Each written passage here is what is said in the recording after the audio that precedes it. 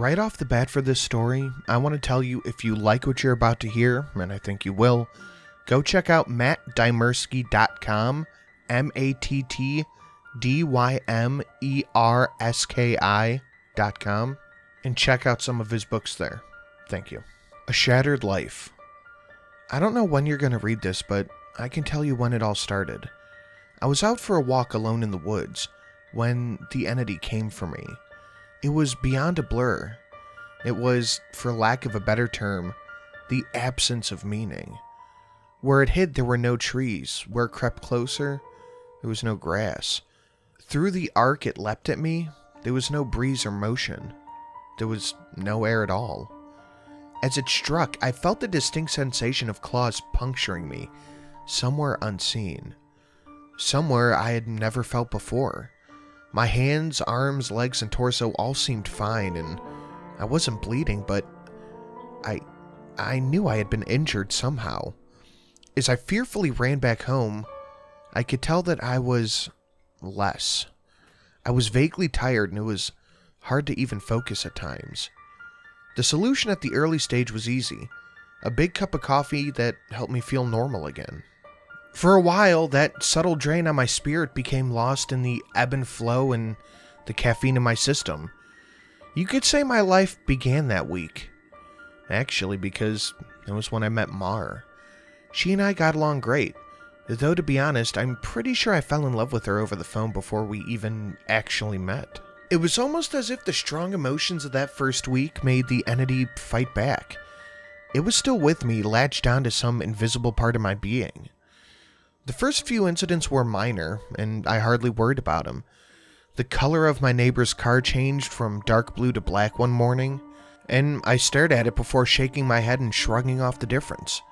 2 days later at work, a coworker's name changed from Fred to Dan. I carefully asked around, but everybody said his name was always Dan. I figured I'd just been mistaken. Then, as ridiculous as it sounds, I was peeing in my bathroom at home and suddenly I found myself on a random street, still in my pajamas, pants down, urinating. But now in full view of a dozen at a bus stop. Horrified, I pulled up my clothes and ran before somebody called the cops. I did manage to get home, but the experience kind of forced me to admit that I was still in danger. The entity was doing something to me, and I didn't understand how to fight back. Mar showed up that evening, but she had her own key. Hey, I asked her with confusion. How did you get a key? She just laughed. You're cute. Are you sure you're okay with this? She opened a door and entered a room full of boxes. I know living together is a big step, especially when we've only been dating for 3 months. Living together? I literally just met her a week ago. The thing is, my mother always called me a smart cookie for a reason. I knew when to shut up. Instead of causing a scene, I told her everything was fine. Then I went straight into my room and began investigating. My things were just as I left them, with no sign of a 3-month gap in habitation. But I did find something out of the ordinary. The date. I shivered angrily as I processed the truth. The entity had eaten away 3 months of my life. What the hell was I facing? What kind of creature could consume pieces of one's soul like that? I'd missed the most exciting part of our new relationship, and I would never understand any of the stories we would share or in-jokes from that period in time. Something so absurdly precious had been taken from me, and I was furious. The fury helped me suppress the entity. I never imbibed alcohol, I drank coffee religiously, and I checked the date every time I woke up for 3 years. I managed to live each day while observing nothing more than minor alterations. A social fact here or there, somebody's job, how many kids somebody had, that sort of thing. The layout of nearby streets, the time my favorite television show aired, that kind of thing. Always. Those changes reminded me that the creature still had its claws sunk into my spirit. Not once in 3 years did I ever let myself zone out. One day, I grew careless though. I let myself get really into the season finale of my favorite show.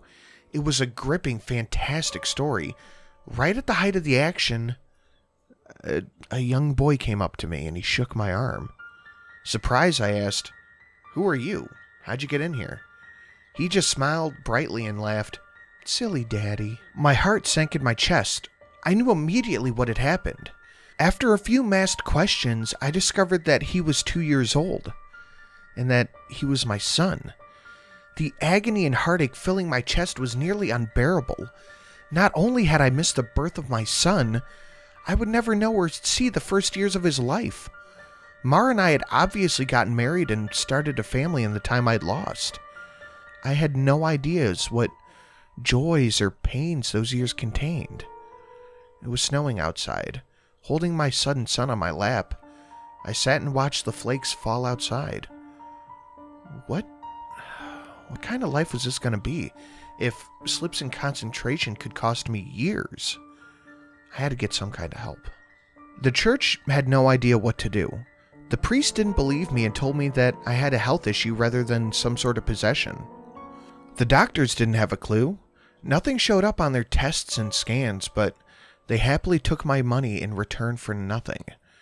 By the time I ran out of options, I decided to tell Mar.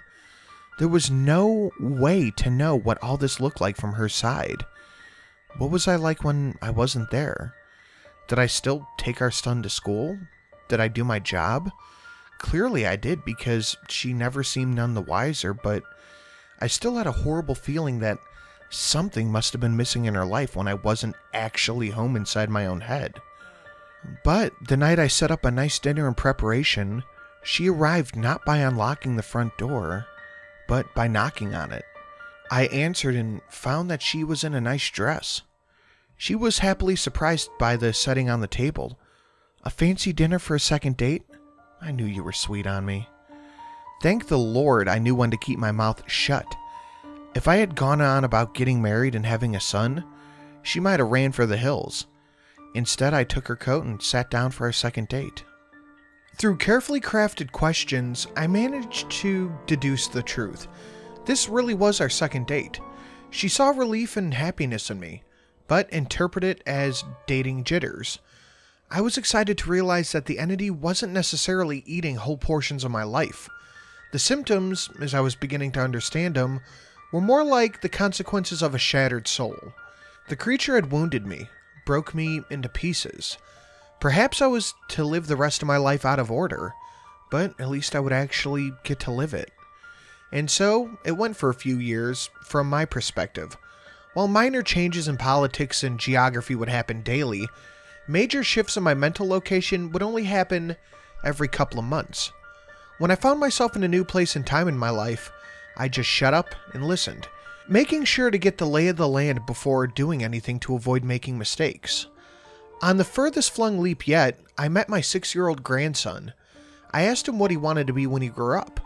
He said a writer. I told him that was a fine idea. Then, I was thrown back to month 2 of my relationship with Mar. I had the best night with her in the riverfront. When I say the best, I mean the best. Knowing how special she would be to me, I asked her to move in.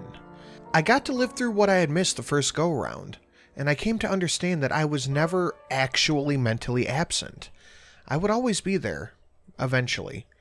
When we were moving her boxes in, she stopped for a moment, and she marveled at my great love, as if I had known for a lifetime, and never doubted once that she was the one. That was the first time I truly laughed freely and wholeheartedly, ever since the entity wounded me. She was right about my love for her, but for exactly the reason she considered my silly romantic analogy.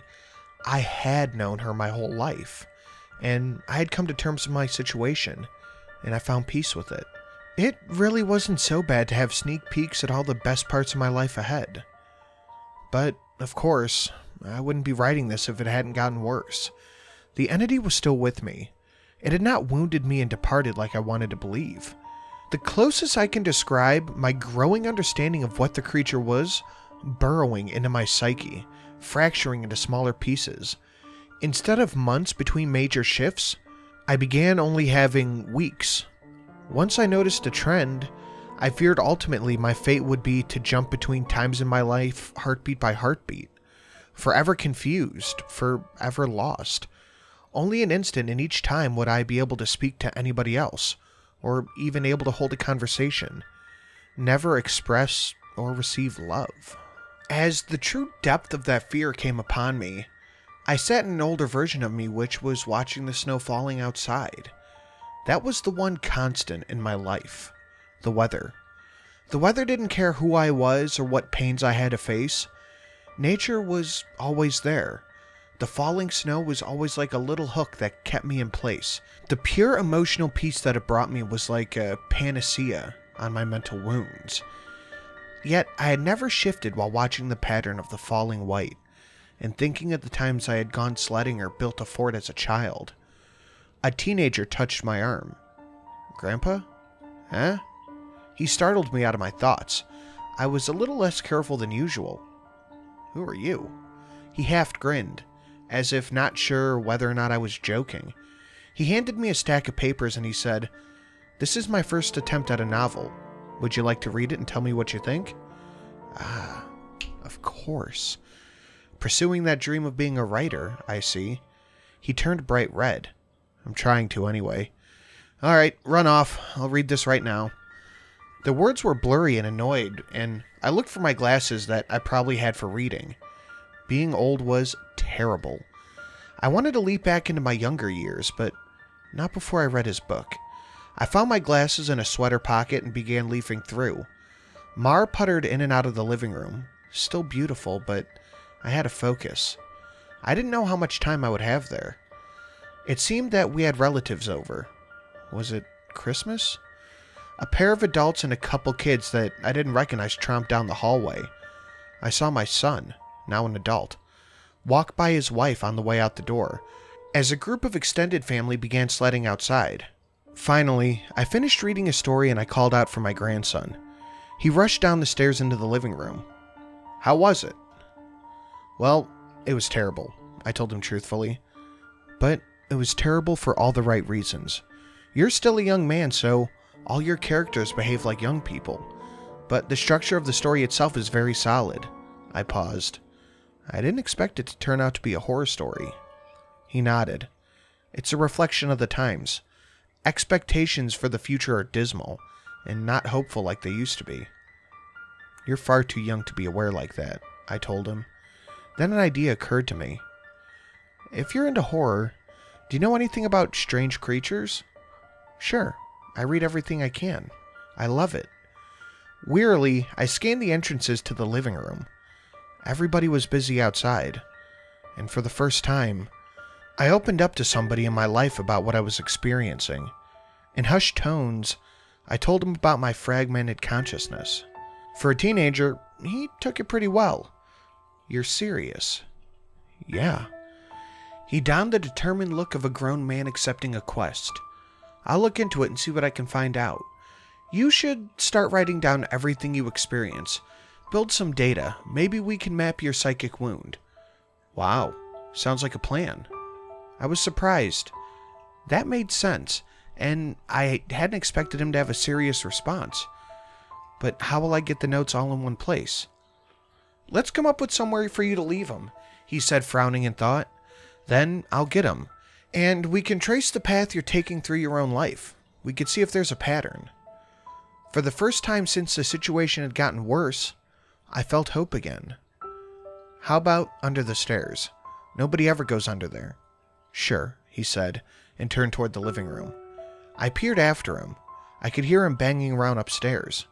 Finally, he returned with a box, and he laid it on the carpet, and opened it up to reveal a bursting stack of papers. He exclaimed, "Holy crap!"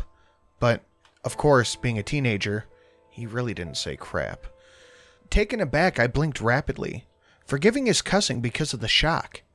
Did I write those?" He looked up at me in wonder. "Yeah, or you will. You still have to write them and put them under the stairs after this." He gazed back down at the papers and covered the box. "You probably shouldn't see what they say. That could get pretty weird." I understood that much. "Right." He gulped. "There's like 50 boxes under there, all filled up like this one. Deciphering these will take a very long time." His tone dropped to a deadly seriousness. "But I will save you, Grandpa, because I don't think anybody else can." Tears flowed down my cheeks. I couldn't help but sob once or twice. I hadn't realized how lonely I'd become shifting my prison of awareness until I finally found somebody who understood. Thank you. Thank you so much. And then I was young again. And I was at work on a random Tuesday. Once the sadness and relief faded, anger and determination replaced them. After I finished my work, I grabbed some paper and began writing. While the weeks, they all shifted around me, and those weeks became days, and then hours, and then I wrote every single spare moment about where I was and what I thought. I put them under the stairs out of order. My first box was actually the 13th, and my last box was the 1st. Once I had over 50 boxes written from my perspective, and once my shifting became only a matter of minutes, I knew it was up to my grandson to take it from there. I put my head down and stopped looking. I couldn't stand the river of changing awareness any longer. Names and places, dates and jobs and colors and people were all wrong and different. I had never been older. I sat watching the snowfall. A man of at least 30 that I vaguely recognized entered the room. Come on, I think I finally figured it out. I was so frail and moving was painful. Are you him? Are you my grandson? Yeah. He took me to a room filled with strange equipment and sat me in a rubber chair, facing a large mirror twice the height of a man. The pattern revealed itself, finally. How long have you worked on this? I asked him aghast. Don't tell me you missed your life like I'm missing mine. His expression was both stone cold and furiously resolute. It'll be worth it. He brought 2 thin metal rods down by my arm, but then he nodded at the mirror. Look, this shock is carefully calibrated. The electric zap from the device was startling, but not painful. In the mirror, the rapidly arcing light silhouette appeared above my head and my shoulders. The electricity moved through the creature like a wave, revealing the terribly true nature of what's happening to me. A bulging leech-like mouth was wrapped around my neck and the back of my head, coming down my eyebrows and touching my ear. Its slug-like body ran over my shoulder and into my very soul. It was a parasite, and it was feeding on my mind. My now-adult grandson held his hand over the mirror. After a moment, he asked, "Removing it is gonna hurt. Very badly. Are you up for this?" Very fearful, I asked, "Is Mar here?" His face softened. No, not for a few years now. I could tell from his reaction what had happened, but I didn't want it to be true. How? We have this conversation a lot, he responded. Are you sure you want to know? It never makes you feel any better. Tears brimmed in my eyes. I don't care if it hurts or if I die. I just don't want to stay in a time where she's not alive. He made sympathetic noises of understanding and returned to his machines, to hook up several wires, diodes, and other bits of technology to my limbs and forehead. While he did so, he talked. I've worked for 2 decades trying to figure this out, and I've had a lot of help from other researchers of the occult. This parasite doesn't technically exist in our plane. It's one of the lesser spawns of... and it feeds on the plexus of mind, soul, and the quantum consciousness and reality. When details like names and colors and objects changed around you, you weren't going crazy. The web of your existence was merely losing strands as the creature ate its way through you. I don't fully understand. I looked up in confusion as he placed a circlet of electronics like a crown on my head, in the exact place where the parasite's mouth had ringed me. What exactly is... He paused his work and grew pale. I forgot that you wouldn't know. You're lucky, believe me. After a deep breath, he began moving again. He placed his fingers near a few switches. Ready? This is carefully tuned to make your nervous system extremely unappetizing to the parasite. It's basically electroshock therapy. I could still see Mars smile. Even though she was dead, I had just been with her moments ago. Do it. The click of the switch echoed in my ears. I almost laughed at how mild the electricity was. I didn't feel anything. At least, at first. Then I saw the mirror shaking. and my body within the image convulsing. Oh no, it did hurt. Nothing had ever been more painful. It was so excruciating that my mind wouldn't be able to immediately process it. As my vision shook, a fire burned in every nerve in my body. I could see the reflected light trembling in the silhouette of the parasite on my head, as it writhed in agony equal to mine. It had claws. 6 clawed lizard-like limbs leached under its body, and it cut into me in an attempt to stay latched on. The electricity made my memories flare. Mar's smile was the most foremost. It lit brightly like the warm fire as snow fell past the window behind her. The edges of that memory began lighting up, and I realized that my life was one continuous stretch of experience. It was only the awareness of it that had been fragmented by this evil thing on my back. I'd never managed to be there for the birth of my son. I jumped around it a dozen times, but never actually lived it. For the first time, I got to hold Mar's hand and be there. No. That moment shifted seamlessly into holding her hand as she laid in the hospital bed for a very different reason. Not this. God, why this? It was so merciless to make me remember this. I broke down in tears as the nurses rushed into the room. I didn't want to know. I didn't want to experience it. I had seen all the good parts, and I didn't want to know the worst part. The inevitable end that all would face one day. It wasn't worth it. It was tainted. All the joy was given back by 1,000 times pain. The fire in my body and my brain surged to sheer white torture. I screamed. My scream faded into a surprised shout as the machines and the electricity in the chair faded away. Snow was no longer falling around me. I was out in the woods on a bright summer day. Oh God. I turned to see the creature approaching me. It was the same absence of meaning, the same blank on reality. It crept forward just like before, but this time it hissed and turned away. I stood there, astounded, at being young again and free of the parasite. My grandson had actually done it. He made me an unappetizing meal. So the predator of mind and soul had moved on to a different snack. I returned home in a daze. And while I was sitting there processing all that had happened, the phone rang. I looked up to it in awe and sadness. I knew who it was. It was Marjorie, calling me for the first time for some trivial reason that she would admit some 30 years later was made up just to talk to me. But all I could see was her lying in that hospital bed, dying. I was going to end in unspeakable loneliness and pain. I would become an old man, left to sit by myself in an empty house, his soulmate gone long before him. And at the end of it all, the only thing I would have left was sitting there watching the snowfall.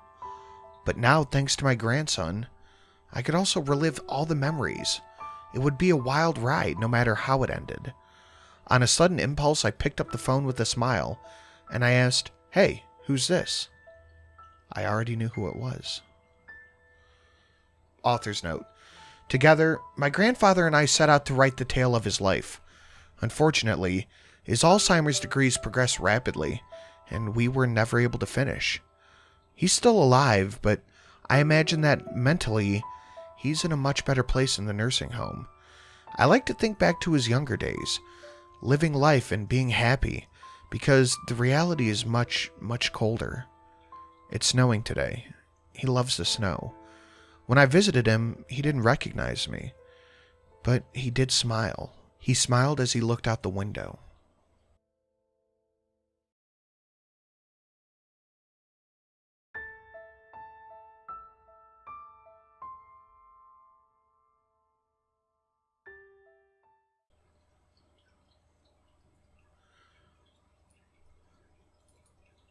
I would like to give a big thank you to all my patrons currently on screen right now.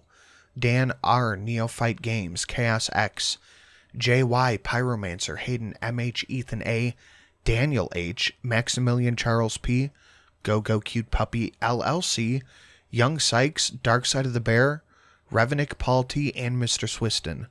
Guys, thank you all so much. And if you would like to be a patron, get access to a nice little backlog of stories, and get your name read out at the end of this video, go over to the Patreon link down below.